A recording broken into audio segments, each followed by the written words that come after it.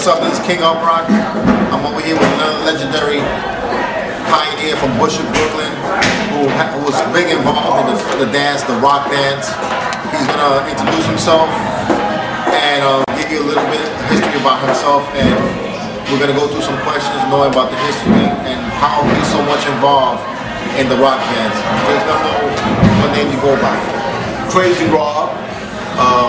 I got that name when I used to start MC. People used to ask me, I'm kind of low, right? Yeah, it's good, it's good. Okay. When I first started, they was like, man, Rob, get up there and rap, Rob. I'm like, they said, what's your rap name? I'm like, come on, Rob, go ahead. They said, you crazy, Rob, you crazy. I'm like, that's my name, Crazy Rob. So that's how I got my name started, you know. What made you want to be part of the rock dance that made you want to, you know, gave you some interest in being involved in the rock dance? Well, I saw no one was doing it big in Bushwick, you know, so I was one of the first ones, you know, starting it up. So I started promoting parties, and that's how those started. Did you see anybody in particular that you saw that rock that you said, wow, man, this can become real big, you know, if I just, you know, certain dances you saw that you thought was gonna be real big at the time? You want the truth? Yes. I saw the money, man. I saw the money. Everybody was dancing, and every block had their little clique.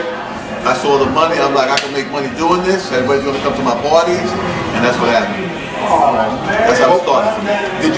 I noticed I have flyers of back in the days when you used to DJ. Right. Let them know about the DJing, why you were so good. I mean, you had hustle contests, rock contests, freestyle contests.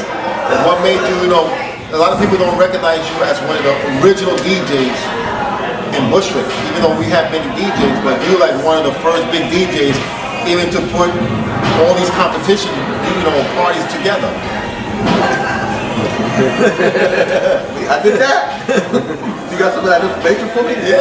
Yeah, that's cool. Nah, like I said, you know, no one was doing it big, so I said, let me start, you know, I started doing all the partying, the DJ, the big shows, the big sound systems. And that's what started from, you know, Bushwick. That's where I'm at in Brooklyn. Now, in 1975, you threw the first rock contest, okay, and Papo from Dynamic Spinners won. Okay. You know? And you want me to remember that? 75. What would be like in all your rock contests that you have gave and thrown back in the days, right? Right. What name would you say was one of the person that won almost every rock contest? Do you remember the name of that particular person? Because I mean, you throw in the rock contest, so you had to pay and give trophies. Yeah, so there must have been one person that you could remember and say, I remember this person because when he's come to my rock contest, he used to always take it.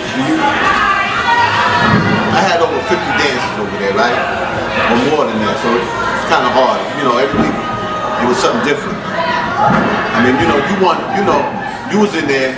Yeah. You was winning you were doing your thing. There was, you know, it was a long time ago. I got old timers now, man. You know, I'm glad I'm doing Serato now. It's much easier. I play records, you know, I don't have to carry no crates, so I'm good. I remember once you threw a contest for the best sound system. Right. And I remember AMP, Electrifying Sound. AMP. Yeah. He wound up coming with a trailer. Yeah. You know, and he beat a lot of the main DJ, Pizzazz, Von K, and all those guys. I mean, you gave him a big trophy, like with a record. Right. I mean, that was great. You threw a rock contest. You were the first one to throw a b-boy contest, a breakdancing contest at the arena, which I brought Dynamic Rockers, and they won that contest. I remember that. I mean, you don't get recognition. I mean, I don't know why. I don't know if you feel like you've been cheated. Nah. Everybody can have the glory. For me, like I said, it was always a business. Yeah. It was always business. You know, even now it's still business. You know, I'm doing my thing. I still got a sound equipment studio. You know, I still do my thing. So it was always business for me. You know, I just knew how to make money, and I always knew what to do. What was ever hot, that's what I was doing. Yeah. I know you do it for the love. Yeah. No. I did it for the money. I'm not gonna lie. No, that's true. Crazy Rock did it for the money. I ain't going front. Every borough has their own history. Right. And when you come to Bushwick, where I grew up, I mean, you the guy that I was watching, you was the guy that threw jams for young guys, 14, 13-year-olds can go in there and rock, you know what I'm saying? Right. I mean, you had clubs like, you know, salsa or the other, or different clubs that we couldn't get into. Right. And you inspired, you know, you've been a big inspiration to a lot of guys like Carlos from Dynasty. Right. We came out with songs of Dynasty. We did stuff at the Paradise, Ralph Avenue, you know, and at Broadway Chateau.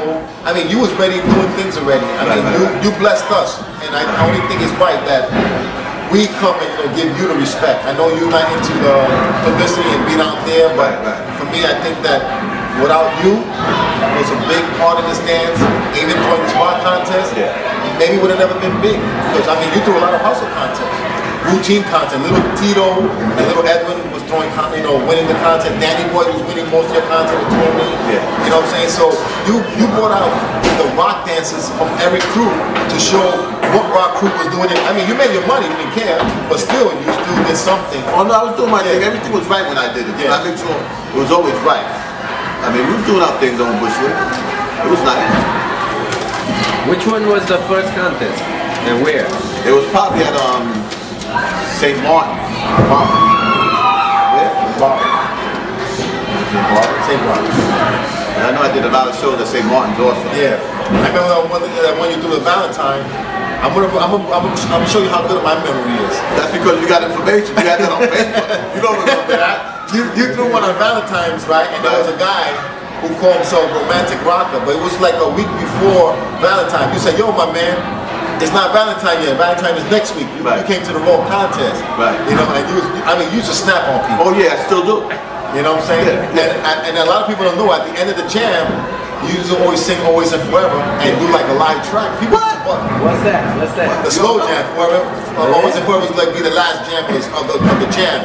So that was like a slow jam. That's when you know you dance with a girl. If you ain't dance with a girl, you was going home by yourself. So, you know, that was like a lover's quarrel. You know what I'm saying? You play the R&B music, you play the rock music, you play other music like break beats and everything. And all the girls used to be dancing and they used to be looking at me. They used to laugh.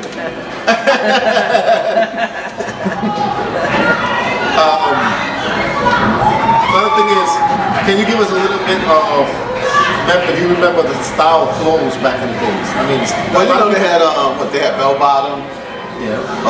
Pumas was hot back then. All flavors, all colors. Playboys, alpaca sweaters, tangos. Godfather hats with the beaver. Afros, of course. You know, I had a crazy afro. Now I'm like, you know. But yeah, shirts with the stitches on them.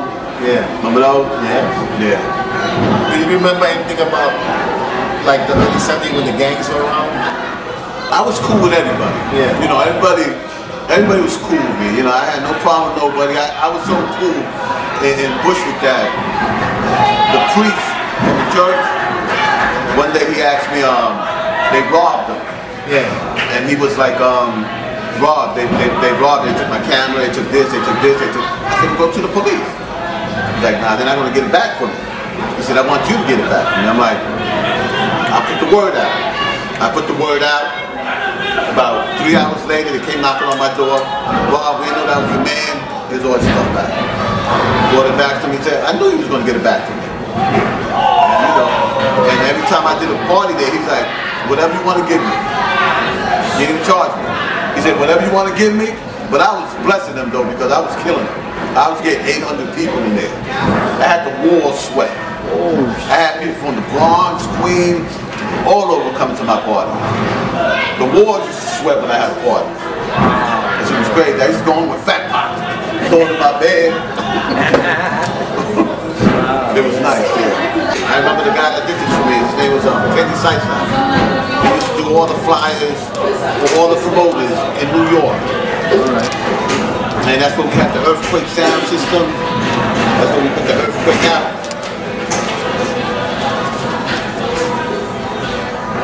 79. I wasn't even born. Where you get this from?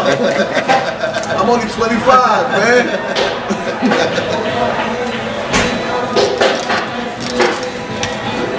I ruined my shoe. right? Yeah.